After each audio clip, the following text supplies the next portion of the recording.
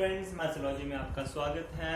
आज हम कुछ क्वेश्चंस प्रैक्टिस करेंगे उन टॉपिक्स पर जो हमने ऑलरेडी पढ़ लिए हैं। तो सबसे पहले हम एक क्वेश्चन ट्राई करते हैं। हमें एक ट्रायंगल दिया हुआ है जिसके कोऑर्डिनेट्स हैं ए बी सी। ए का कोऑर्डिनेट है x1, y1, बी का कोऑर्डिनेट है x2, y2, सी का है x3, y3 और हमें पूछा है सेंट्रॉइड।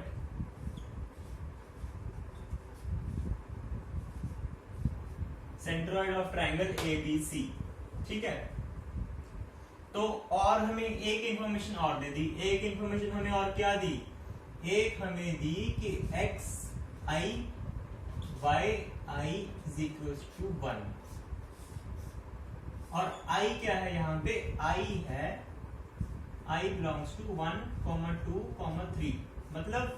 मतलब ये है कि x1 y1 1 है, x2 y2 1 है, x3 y3 1 है। ठीक है, एक हमें ये इंफॉर्मेशन दे दी, पॉइंट नंबर 1। और पॉइंट नंबर 2 हमें क्या दिया? पॉइंट नंबर 2 हमें दिया कि जो x1, x2 और x3 जो है वो है रूट्स हैं, रूट्स ऑफ इक्वेशन हमें दे दी x³ plus 3ax square plus 3bx plus c is equals to 0। x³ plus 3ax square plus 3bx plus c is equals to 0। x1, x2, x3 जो है वो रूट्स हैं इस इक्वेशन के। ठीक है, और हमें पूछा है सेंट्रॉइड। सेंट्रॉइड का फॉर्मूला हमें पता है।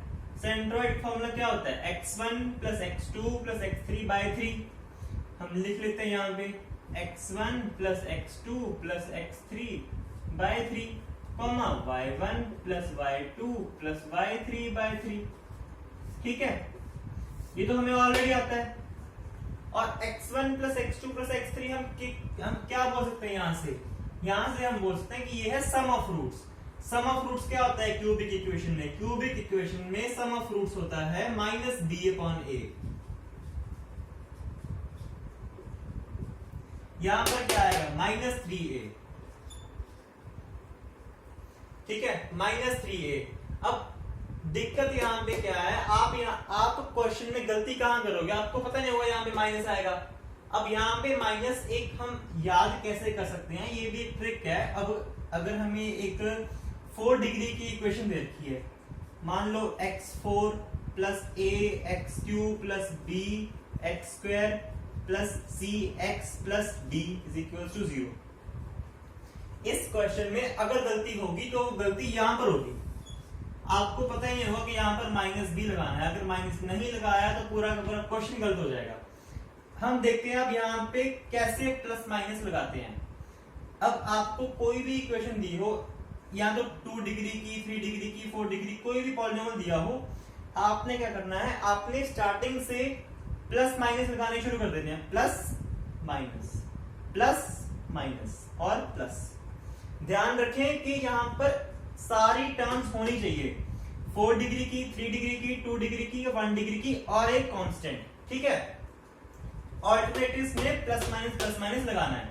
तो हम यहां पर क्या बोल सकते हैं कि जो सम ऑफ रूट्स है, sum of roots x1 plus x2 plus x3 plus x4, इसमें 4 डिग्री है ना, तो 4 रूट्स आएंगे। तो क्या आएगा? यहां पर है माइनस, तो ये आएगा -a। और sum of roots taken 2 at a time, x1 x2 plus x2 x3, वैसे 4 टर्म बनेगी, 4 नहीं ज्यादा बनेगी टर्म। ठीक है, तो हम वो देख लेंगे। यहां पर आएगा b प्लस के साथ और एक टर्म बनेगी x1 x2 x3 plus x2 x3 x4 plus x3 x4 x1 is equals to, पहले प्लस माइनस, यहां पर आएगा माइनस c। फिर एक लास्ट हम निकालते हैं product of roots, x1 x2 x3 x4। क्या आएगा? लास्ट वाली टर्म कांस्टेंट डी, ठीक है। यहां पर अगर कुछ होता बाय चांस ए होता तो यहां पर अपॉन ए आ जाता सब में। यहां पर 1 था हमारे केस में तो हमने 1 से डिवाइड किया, यहां पर अगर ए होता तो हम यहां पे ए से डिवाइड करते।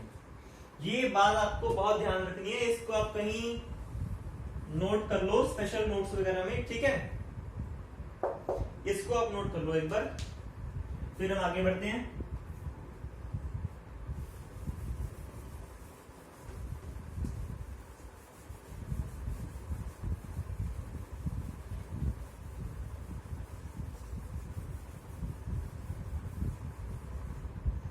नोट कर लो।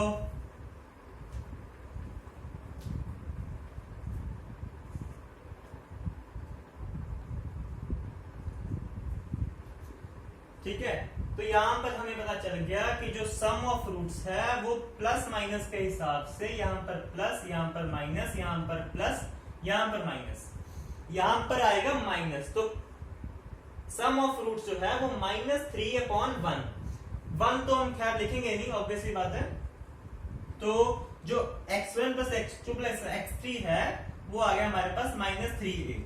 तो जो x कोऑर्डिनेट है सेंट्रोइड का वो आएगा -3/3a/3, जो कि आ गया -a, ठीक है।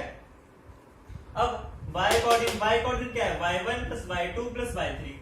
y1 plus y2 plus y3 कैसे निकाले, उसके लिए हमें ये इक्वेशन दी है, ये इस इक्वेशन का काम लेंगे हम। y1 को हम लिख सकते हैं 1/x1, यहां से देखो जरा, हमें दिया हुआ है x1 y1 1, ठीक है। ये जो i है वो i है 1, 2, 3, मतलब x1 y1 1 है, x2 y2 1 है, x3 y3 भी 1 है। तो हमें दिया हुआ x1 y1 1 is equals to 1। तो y1 की वैल्यू क्या है 1/x1। तो अगर हम देखें जो y कोऑर्डिनेट है सेंट्रोइड का, उसको हम क्या लिख सकते हैं 1/x1 plus 1/x2 plus 1/x3 upon 3। ये होगा y कोऑर्डिनेट ऑफ सेंट्रोइड, इसको हम ऐसे भी डिनोट कर सकते हैं y कोऑर्डिनेट ऑफ सेंट्रोइड, ठीक है। तो अगर हम इन तीनों का एलसीएम लें, थोड़ा ध्यान से देखना इस बात को, अगर हम इन तीनों टर्म्स का एलसीएम लें तो क्या आएगा, x1 x2 x3 नीचे आएगा, 3 तो ऑलरेडी है नीचे, 3x1 x2 x3, और ये दोनों टर्म आपस में मल्टीप्लाई होंगे तो x2 x3 plus x3 x1 plus x1 x2, ठीक है। तो अब अगर हम ध्यान से देखें तो x2 x3 plus x3 x1 plus x1 x2 जो है वो है सम ऑफ फ्रूट्स और products taken at 2 at a time. तो जो वो ये टर्म बनेगी प्लस 3 भी, प्लस माइनस प्लस के हिसाब से प्लस 3 भी, इसको हम इस साइड लिख लेते हैं plus 3b upon 3। x1 x2 x3 क्या बनेगा -c, मल्टीप्लिकेशन के साथ -c। तो 3 से 3 कट गया, बचा क्या minus of b upon c। ये हमारे पास आ गया y coordinate of centroid, minus b upon c। वो बात आप याद रखना जो मैंने पहले बताई थी प्लस माइनस प्लस वाली, वो काफी बार काम आएगी। खैर वो हम पढ़ेंगे अलजेब्रा में, क्वाड्रेटिक इक्वेशन में हम उसका डिटेल में पढ़ेंगे। आप एक बार ये नोट करो,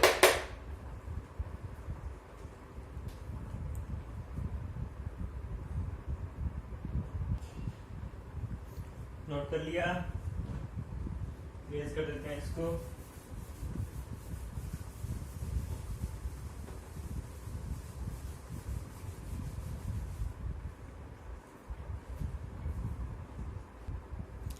नेक्स्ट क्वेश्चन ट्राई करते हैं। नेक्स्ट क्वेश्चन क्या है, हमें एक तो कार्टेशियन प्लेन हम ड्रॉ कर लेते हैं एक बार। कार्टेशियन प्लेन में हमें 2 पॉइंट दिए हुए हैं, एक लाइन दी हुई है हमें जिसके ऊपर 2 पॉइंट लाई कर रहे हैं, ठीक है। ये लाइन है, ये है 2, 0, ये है 3, 1, 2, 0 और 3, 1, ठीक है। और हमें क्या बोला है, जो ये लाइन है इसको हमने 15 डिग्री एंटी क्लॉकवाइज रोटेट किया। जो ये लाइन है इसको 15 डिग्री इस पॉइंट के अबाउट, जो ये, इसको हम नाम दे देते हैं ए, थोड़ा बड़ा लिखते हैं ए, इसको बी। ए पॉइंट के about 15 degree anti clockwise direction में रोटेट कर दिया। ठीक है, मान लेते हैं 15 डिग्री इतना होता होगा, एग्जैक्ट तो ड्रॉ नहीं कर सकते, मान लेते हैं 15 डिग्री इतना होता होगा, 15 डिग्री। और जो ये बी पॉइंट है, बी पॉइंट घूम कर इस लाइन के ऊपर मान लो इस जगह पर आ गया, इसको हमने नाम दिया सी। बस हमें सी के कोऑर्डिनेट्स निकालने हैं, फाइंड सी। ठीक है, हमें सी के कोऑर्डिनेट्स निकालने हैं। हमें दिया हुआ 15 डिग्री एंटी क्लॉकवाइज डायरेक्शन में रोटेट कर दिया। पहले हम देखें कि अगर इस लाइन की अगर हम स्लोप निकालना चाहें तो हमें ये तो पता है 15 डिग्री, हमें ये नहीं पता एंगल, ये हम कैसे निकालेंगे? ये हम निकालेंगे इस लाइन की स्लोप की मदद से। इस लाइन की स्लोप हम कैसे निकालेंगे, इसकी तो हमें इक्वेशन पता ही नहीं है। इक्वेशन पता होने की जरूरत नहीं है, अगर हमें 2 पॉइंट पता है, 2 पॉइंट पता है तो स्लोप क्या आएगी? इसकी स्लोप आएगी, मान लेते हैं कि m1 is equals to y2 minus y1 1 minus 0 upon x2 minus x1 is equal, ये भी 1 तो मतलब आ गया 1, मतलब tan थीटा, जो tan थीटा है अगर हम इसको थीटा माने, थीटा अगर हम इसको थीटा माने तो tan थीटा क्या आया? 1, थीटा क्या आया? 45 डिग्रीज। मतलब ये एंगल जो है वो है 45 डिग्रीज, ये है 45, ये है 15। 45 से वो एंगल है जो ये लाइन x एक्सिस बना रही है, जो ये लाइन है वो ये 45 प्लस 15 मतलब 60 डिग्री। तो इसकी स्लोप क्या आएगी? m2 की स्लोप क्या आएगी? tan 60 degree is equals to √3। अगर हम इसकी इक्वेशन लिखना चाहें तो बड़े आराम से लिखते हैं y minus 0 is equals to mx minus x1। ठीक है, तो हमें निकालना क्या है? हमें पॉइंट C निकालना है। तो उसके लिए हम कौन सी फॉर्म यूज करें? डायरेक्ट C निकालने के लिए हम यूज कर सकते हैं distance form of line. Distance form of line से हमें डायरेक्ट C के कोऑर्डिनेट्स पता चल जाएंगे। तो अगर हम देखें तो उसके लिए हमें A और C के बीच में डिस्टेंस चाहिए होगा, वो कैसे निकालें? डिस्टेंस तो C में होगा ना, A और C के बीच में और A और B के बीच में। तो हम A और B का निकाल लेते हैं, डिस्टेंस क्या आएगा? यहां पर लिखते हैं AC is equals to AB का डिस्टेंस क्या आएगा? y2 minus y1 का होल स्क्वायर 1 का whole square plus x2 minus x1 का होल स्क्वायर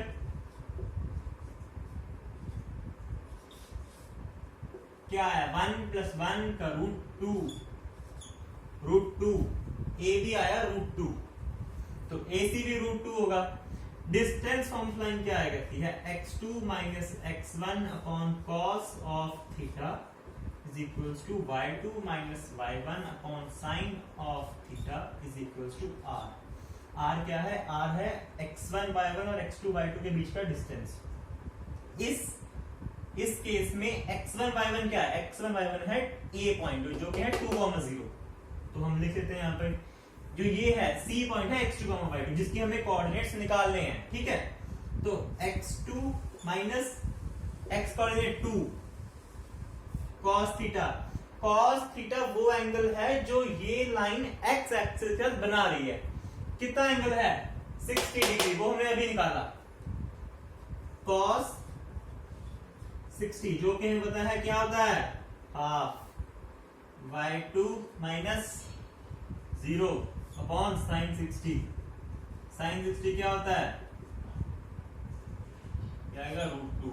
ठीक है, sin 60 √3/2 हम निकाल लेंगे। अब x2 क्या आएगा?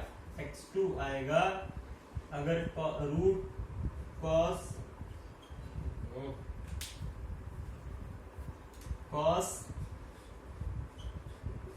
60 को हम मल्टीप्लाई करेंगे √2 से इसको इस साइड लेके गए +2, क्या आएगा cos 60 हाफ से मल्टीप्लाई किया √2 तो नीचे आया 1/√2 +2। अब y2 क्या आएगा, y2 आएगा sin 60 क्या होता है √3/2 इंटू √2 प्लस 0 लिखने की जरूरत ही नहीं, तो हम लिखेंगे √3/2। ये है ना, ये देखो ये √4 है, 4 करके 2 आएगा तो √3/2।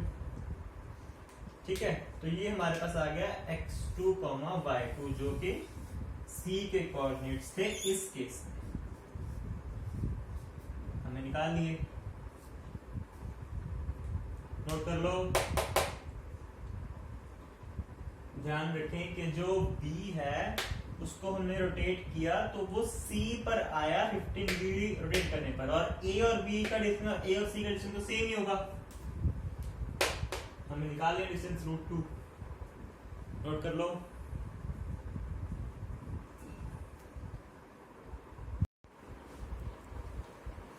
एक और क्वेश्चन ट्राई करते हैं। हमें एक ABC ट्रायंगल दिया हुआ है और हमें DEF उसके मिड पॉइंट्स दिए हुए हैं, और पूछा क्या है, पूछा हमसे AB BC और CA के इक्वेशन पूछी है हमसे। तो कैसे निकाल सकते हैं हम इक्वेशन, अगर हम थोड़ा पीछे जाएं, क्लास 10th में हमने एक थ्योरम पढ़ी थी जो क्या कहती थी, वो कहती थी कि अगर हम मिड पॉइंट्स को ज्वाइन करें तो वो जो लाइन बनती है वो ट्रायंगल की एक लाइन के पैरेलल होती है। ठीक है, तो क्लास 10th की थ्योरम के हिसाब से DE जो है वो पैरेलल है BC के। ठीक है, DE पैरेलल्स टू BC। तो अब हमें क्या पता चला, हमें BC की स्लोप पता चल गई और हमें एक पॉइंट तो दिया ही हुआ है उसके ऊपर। BC की स्लोप पता है, M पता है मतलब हमें, और एक पॉइंट पता है, तो हम स्लोप पॉइंट फॉर्म निकाल के इसकी इक्वेशन निकाल लेंगे। स्लोप क्या आई, slope of BC, M of BC क्या आई, BC की इक्वेशन हम लिखने की ट्राई कर रहे हैं, BC की इक्वेशन M क्या आया, M वही होगा जो DE का होगा, DE का M क्या है y2 minus y1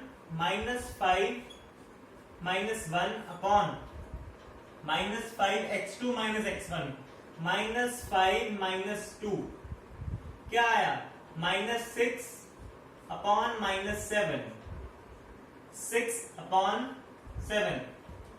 slope of BC आ गया 6 अपॉन 7। ठीक है, हमें एक पॉइंट पता है, स्लोप पॉइंट फॉर्म क्या कहती थी, y2 minus y1 is equals to m।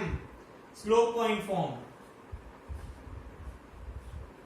लिख लेता हूं यहां पे मैं एक बार, y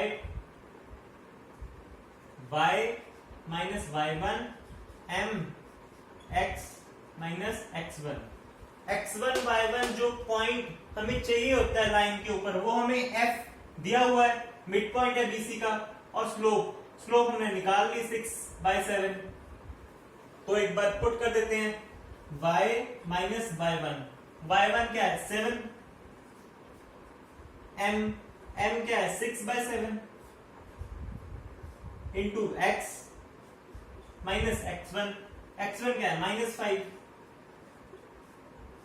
ठीक है, तो सॉल्व करके क्या आएगा, 7 को इस साइड मल्टीप्लाई किया तो क्या आएगा 7y minus 49 is equals to 6x, minus minus plus हो जाएगा तो प्लस लिख लेते हैं 6 इंटू 5 30। एक साइड लेके चलते हैं, 6x माइनस 7y 49 प्लस 30 79। ठीक है, ये BC की इक्वेशन आ गई, 6x minus 7y plus 79। Note कर लो एक बार, नोट कर लो,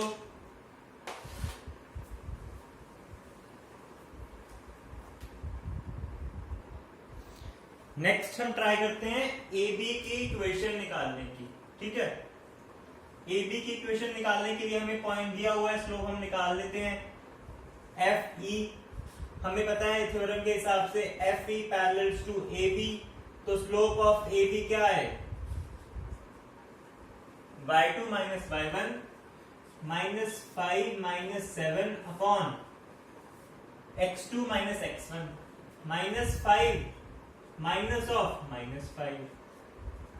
तो क्या आया, माइनस 12 अपॉन 0, 0 आ गया भाई नीचे। तो क्या करें, अगर नीचे 0 आ जाए स्लोप निकालने के टाइम, तो समझ जाना कि स्लोप जो है वो इंफिनिटी को टेंड करेगी। इंफिनिटी ही है स्लोप, टेंड हम यूज नहीं करेंगे यहाँ पे वर्ड, स्लोप है इंफिनिटी। इंफिनिटी कैसे हुई, अगर हमें थोड़ा सा याद हो तो जब हम लिखते थे tan ऑफ 90, आप इसे ऐसे याद कर सकते हो, वैसे ये सही मेथड तो नहीं है, साइन 90 अपॉन कॉस 90। ठीक है, ये लिखते थे हम, तो साइन 90 क्या होता है, 1 होता है, और कॉस 90 क्या होता है, 0। तो हम क्या बोलते थे tan 90 को, tan 90 को हम बोलते थे इंफिनिटी। आप ऐसे याद कर लो कि जब भी ऊपर फाइनाइट क्वांटिटी हो और नीचे 0 आ जाए, ध्यान रखें ऊपर फाइनाइट क्वांटिटी होनी चाहिए, जैसे 1 2 3 n, 2019 2020 कुछ भी हो, लेकिन फाइनाइट होना चाहिए। फाइनाइट अपॉन 0, तो ये इंफिनिटी को टेंड करेगा। ठीक है, तो हम इसमें भी बोल सकते हैं कि जो स्लोप ऑफ ए बी है वो इंफिनिटी है। इंफिनिटी का मतलब क्या हुआ, एक बार वो समझ लेते हैं।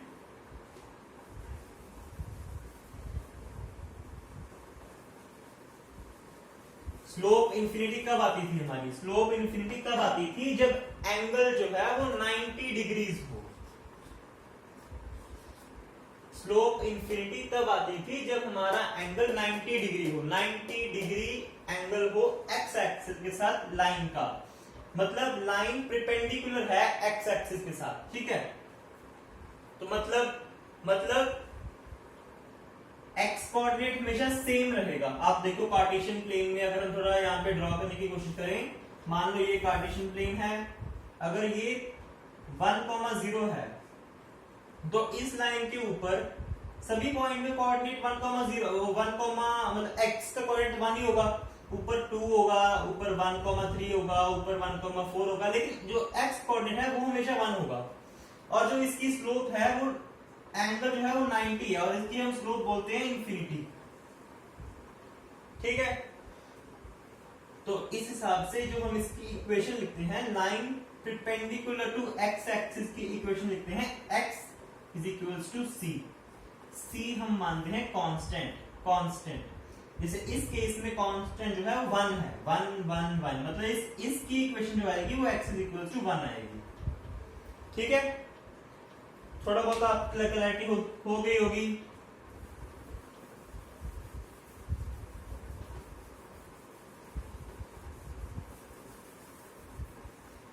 इसकी स्लोप 90 होने की वजह से, इसकी स्लोप इनफाइनाइट होने की वजह से इसकी इक्वेशन सिंपल क्या बनी, x is equals to -5। -5 E point है, -5,7 एफ पॉइंट है, मतलब ये दोनों पॉइंट कुछ एक्स एक्सिस के परपेंडिकुलर लाई कर रहे होंगे ऐसे। -5 यहाँ पर होगा, -5,7 यहाँ पर होगा, ये कुछ ऐसे लाई कर रहे होंगे, इनकी जो एंगल है वो 90 डिग्री होगा। ठीक है, तो इसकी हमें इक्वेशन पता चल गई, x इक्वल्स टू -5 इसकी इक्वेशन, मतलब इसकी स्लोप पता चल गई हमें। तो इसकी भी स्लोप क्या आएगी हमारे पास, इसकी भी स्लोप इनफाइनाइट आएगी, और इसका भी जो कांस्टेंट टर्म है, जो हम लिखा ना x is equal to c, इस केस में x is equal to c क्या होगा, c होगा 2, मतलब equation of A B is equals to x is equals to 2। Simple equation of A B मान हमारे पास आ गई x इक्वल्स टू 2।